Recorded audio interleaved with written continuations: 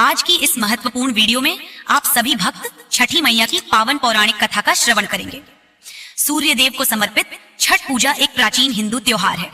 छठ पर्व के दौरान छठी मैया की पूजा के साथ साथ सूर्य देव को अर्घ्य भी दिया जाता है। वैसे तो छठ पूजा की शुरुआत कार्तिक शुक्ल पक्ष की चतुर्थी तिथि से हो जाती है, लेकिन षष्ठी और सप्तमी तिथि पर छठी मैया और सूर्य देव की विशेष उपासना की जाती है।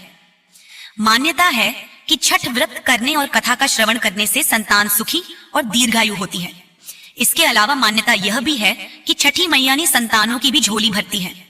तो प्रिय भक्तगणों, आप सभी भक्तगण बड़े ही प्रसन्न चित्त से इस पावन पौराणिक कथा का श्रवण करें। तो सबसे पहले हम श्रवण करेंगे सूर्य नारायण भगवान की कथा। हिंदू धार्मिक ग्रंथों और पौराणिक कथाओं के मुताबिक छठी मैया ब्रह्मा जी की मानस पुत्री हैं। ये सूर्य देव की बहन भी मानी जाती हैं। छठ व्रत में षष्ठी मैया की पूजा की जाती है, इसलिए इस व्रत का नाम छठ पड़ा। पौराणिक कथा के अनुसार ब्रह्मा जी ने सृष्टि की रचना करने के लिए खुद को 2 भागों में बांटा, जिसमें दाएं भाग में पुरुष और बाएं भाग में प्रकृति का रूप सामने आया। माना जाता है कि सृष्टि की अधिष्ठात्री प्रकृति देवी के एक अंश को देवसेना कहा जाता है। चूंकि प्रकृति का छठ अंश होने की वजह से देवी का एक नाम षष्ठी भी है, जिन्हें छठी मैया के नाम से जानते हैं। तो आइए श्रवण करते हैं सूर्य देव भगवान की कथा। एक ब्राह्मण था, वह सूर्य भगवान का परम भक्त था। रोजाना नहा धोकर सूर्य देव की पूजा करता और कहानी कहता, पर वह ब्राह्मण कमाई के नाम पर कुछ भी नहीं करता था।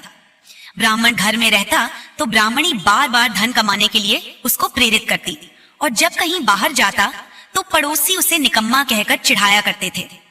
उन सब के ताने सुन सुनकर वह ब्राह्मण परेशान हो गया, और एक दिन वह सुबह सुबह नहा धोकर अपने पूजन की सामग्री लेकर जंगल में चला गया और वहां पर एक सूखे पीपल के पेड़ के नीचे बैठकर पूजा पाठ करने लगा। पूजा पाठ करने के बाद में सूर्य भगवान की कथा कहीं और वहीं पीपल के पास एक सूखा तालाब भी था। उसमें थोड़ा सा पानी था, तो वह ब्राह्मण उसी पानी से लौटा भर का सूर्य भगवान को जल चढ़ाया। जैसे ही ब्राह्मण ने सूर्य देव को जल चढ़ाया तो वह पूजा का जल बहकर पीपल की जड़ और सूखी पड़ी तलाई में आ गया। जल के वहां जाते ही सूखा हुआ पीपल हरा भरा हो गया और सूखी जो तलाई थी वह पानी से भर गई। फिर सूर्य भगवान साक्षात प्रकट हुए और ब्राह्मण से कहने लगे कि ब्राह्मण, मैं तुझसे अत्यंत प्रसन्न हूँ, वरदान मांग, तू क्या मांगता है। तो ब्राह्मण ने यह सुना तो वह तो डर गया। सोचने लगा कि पीपल में लगता है कोई भूत रहता है। रोज वह पूजा करता तो उसे वही आवाज आती, तो सुन सुनकर चिंता के कारण वह ब्राह्मण तो बिल्कुल ही दुबला पतला हो गया। एक दिन ब्राह्मणी ने चिंता जताई कि ब्राह्मण को गए हुए कितने दिन हो गए, आज जाकर उनकी खोज करके आती हूँ। तो यह सोचकर ब्राह्मणी जंगल में आई, तो जैसे ही ब्रह्माणी ने ब्राह्मण को देखा तो आश्चर्यचकित हुई और पूछने लगी कि आपको यह क्या हो गया है, आप इतने दुबले कैसे हो गए हैं। तो ब्राह्मण ने सारा हाल बताया।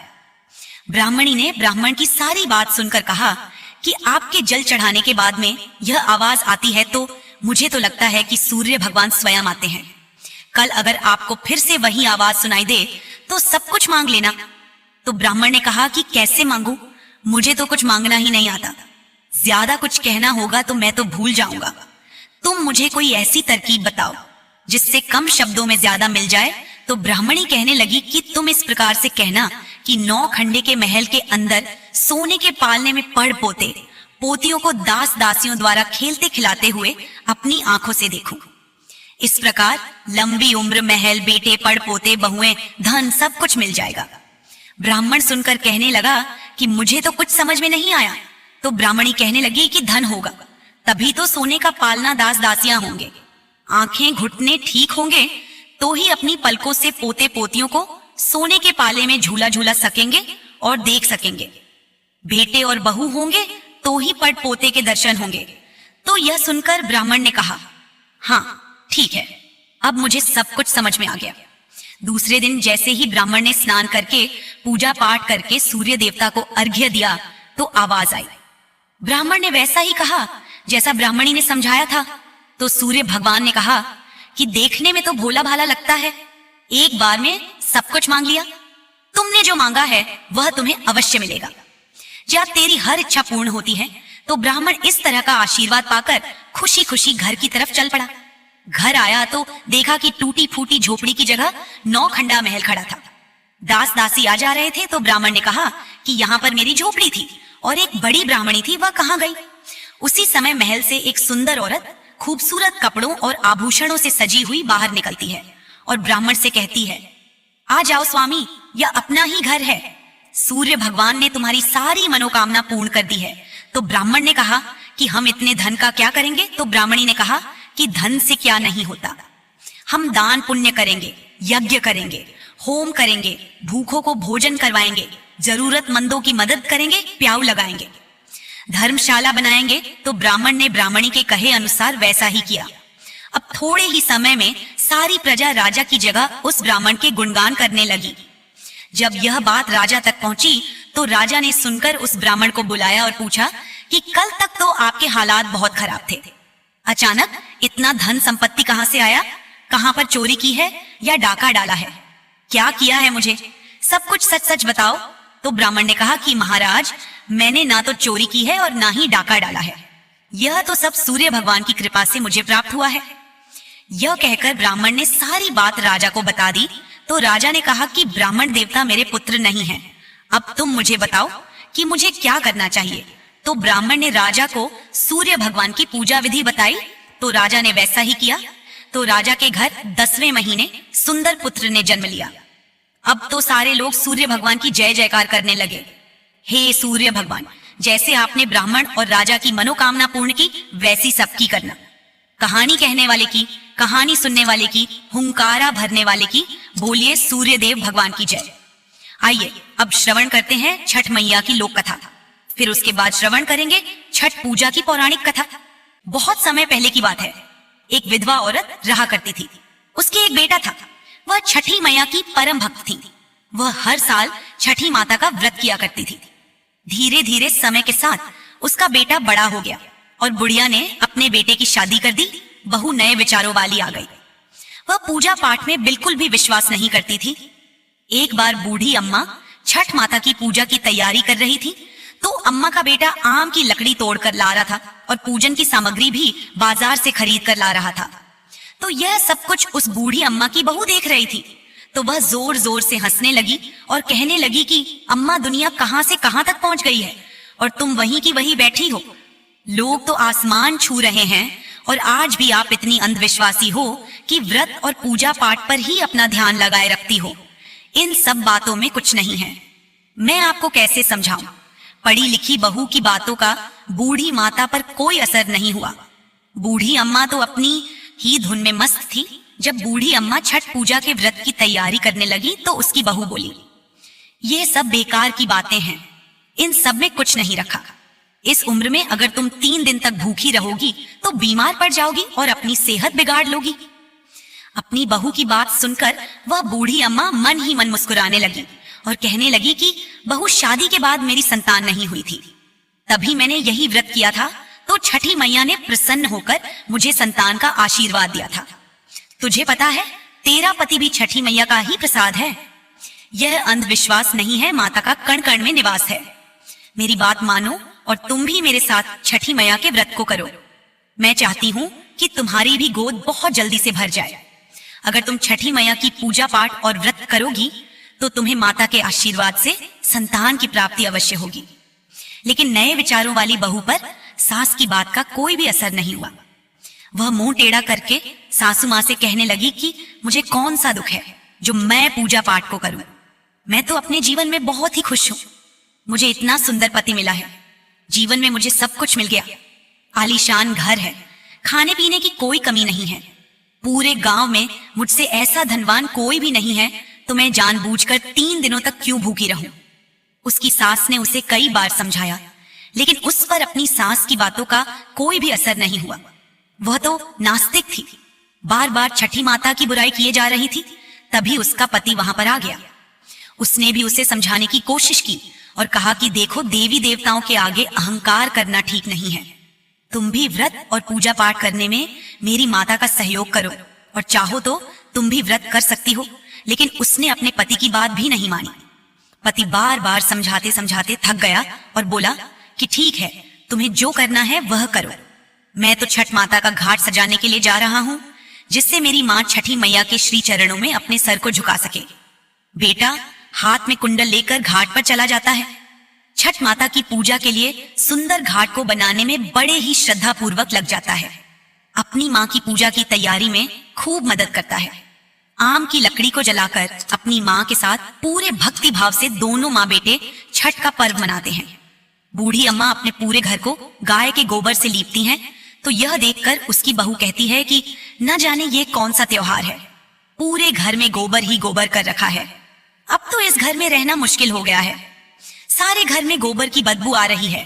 वह अपने पति से कहती है कि तुम अपनी अम्मा को समझाते क्यों नहीं हो, यह फालतू की अंधविश्वास की बातें हैं। इस तरह वह दोनों माँ बेटे से लड़ाई करने लगती है। तब उसका पति कहता है कि तुम माता से झगड़ा मत करो, जो कुछ कहना है मुझसे कह लो, अब जल्दी से जाकर तैयार हो जाओ। छठ माता की पूजा के लिए घाट पर जाने का समय हो गया है। जैसे ही वह तीनों घाट पर पूजा के लिए जाते हैं तो बूढ़ी अम्मा गीत गाते हुए चलती है, लेकिन उसकी बहू को इन बातों में बिल्कुल भी रुचि नहीं थी। वह अपनी अलग ही चलती रहती है।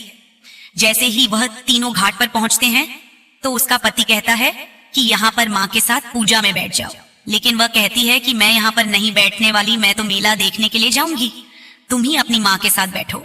ऐसा कहते हुए वह वहां से चली जाती है और सामने ही एक हलवाई की दुकान थी, उस पर जाकर जलेबी खाने लगती है। तो उसका पति कहता है कि तुम यह क्या कर रही हो? तो उसकी पत्नी गुस्से में कहने लगती है कि मैं पूजा पाठ में नहीं बैठी हूँ, मैं तो तुम्हारी पूजा पाठ के लिए घाट पर आने वाली ही नहीं थी। तुम मुझे जिद करके लाए हो तो मैं तो मेले में घुमाऊंगी, जम के खाऊंगी पीऊंगी तुम, और तुम्हारी माँ अपनी पूजा पाठ करो। मेरा तुम्हारे पूजा पाठ से कोई लेना देना नहीं है। तो इसमें बहू को बोलता हुआ देखकर सारे लोग खड़े होकर देखने लगे, तो उसका पति शर्मिंदा होकर वहां से चला गया। तो वह पूजा शुरू होने से पहले स्नान करने के लिए चला जाता है। जैसे ही वह डुबकी लगाता है तो डूब जाता है। वह जोर जोर से चीखने लगता है कि कोई मुझे बचाओ, जब तक कोई बचाने के लिए पहुंचता। उससे पहले वह नदी में डूब गया। जब बूढ़ी अम्मा को इस बात का पता चला कि उसका बेटा नदी में डूब गया है तो छाती पीट पीट कर जोर जोर से रोने लगी और छठ माता से कहने लगे कि हे माँ, तूने यह मेरे साथ क्या किया? मैं कितनी श्रद्धा पूर्वक तुम्हारी पूजा अर्चना करती हूँ। मैंने कभी भी कोई पूजा पाठ में भूल चूक नहीं की, तो आज मुझे यह सजा क्यों दी है? मुझे बेटा देकर क्यों छीन लिया? इससे अच्छा तो तुम मुझे संतान प्राप्ति का आशीर्वाद ही ना देती। मैं एक माँ हूँ और आप भी एक माँ हो। आप कैसी माँ हैं जिसने एक माँ से उसका बेटा छीन लिया? हे छठी मैया, जब से मेरी शादी हुई है तब से मैं आपकी पूजा करती आ रही हूँ। आज पूरे 30 साल हो गए। मेरी पूजा पाठ में ऐसी कौन सी कमी आ गई जो तूने मेरी गोद को सुना कर दिया? मुझसे या मेरे लाल से ऐसी कौन सी भूल हो गई जो तूने मेरे बच्चे को छीन लिया? माँ, मैं तो तेरे घाट पर पूजा करने आई थी और तूने तो मेरी दुनिया ही उजाड़ दी। हे माँ, जाने अनजाने में अगर मुझसे कोई गलती हो गई हो तो मुझे माफ कर, मेरी गलती की सजा मेरे बेटे को मत दो, मेरा बेटा लौटा दो। अगर आज आपने मेरा कहा नहीं माना, मेरे बेटे को नहीं लौटाया, तो मैं इस नदी में कूदकर अपनी जान दे दूंगी।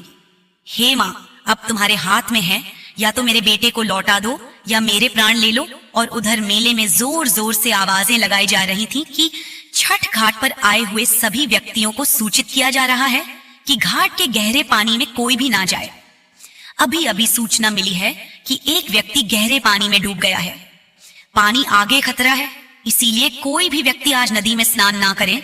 तो यह बात जैसे ही बहू ने सुनी तो वह दौड़ी दौड़ी आई कि ना जाने आज कौन डूब गया। जैसे ही वह जहां पर पूजा हो रही थी वहां पर पहुंचती है तो देखती है कि उसकी सासू माँ दहाड़ मार मार कर रो रहे। तब उसे पता चला कि उसका पति अब इस दुनिया में नहीं रहा, तो उसे बहुत ही गहरा सदमा लग गया। वह भी जोर जोर से चीखने और रोने लगी। पागलों की तरह वह लोगों के पूजा पाठ के सामान को उठा उठाकर फेंकने लगी। बूढ़ी माँ से कहने लगी कि मैंने तो पहले ही कहा था कि माँ, तुम छठ व्रत की पूजा पाठ में मत पड़ो। यह सब ढोंग है, अंधविश्वास है। आपने मेरा कहना नहीं माना। आपकी वजह से आज मेरा पति मुझसे दूर चला गया है। इस तरह वह अपनी सासू माँ को भला बुरा कहने लगी और साथ ही छठ माता को भी कोसने लगी। इस घटना को देखकर वहां खड़े सभी लोगों की सांसें रुक गईं। सारे लोग आपस में बात करने लगे कि बेचारी के साथ बहुत ही बुरा हुआ। मन ही मन सभी लोग छठ माता को पुकारने लगे। कहने लगे कि हे माँ, आज इस बुढ़िया माई की पुकार सुन लो, इसे इसका पुत्र लौटा दो। तो छठ माता तो बहुत ही दयालु है, वह अपने भक्तों को कभी भी निराश नहीं करती है, कभी भी उन्हें बेसहारा और उदास नहीं छोड़ती है। जैसे ही वह नदी के अंदर कूदने वाली होती है तो सामने से एक लहर आती है और वह लहर किनारे की ओर जोर से टकराती है। उसी लहर में उस बूढ़ी माँ का बेटा भी बाहर निकल आता है। तो इस दृश्य को देखकर वहां खड़े सभी लोगों की आंखें खुली की खुली रह जाती हैं। सबकी आंखों से खुशी के आंसू बहने लगते हैं। अपने बेटे को सकुशल देखकर बूढ़ी अम्मा जोर जोर से रोने लगती हैं और बहू भी अपनी खुशी के आंसुओं को नहीं रोक पाती। तभी बादलों की गर्जना के साथ एक आवाज आती है।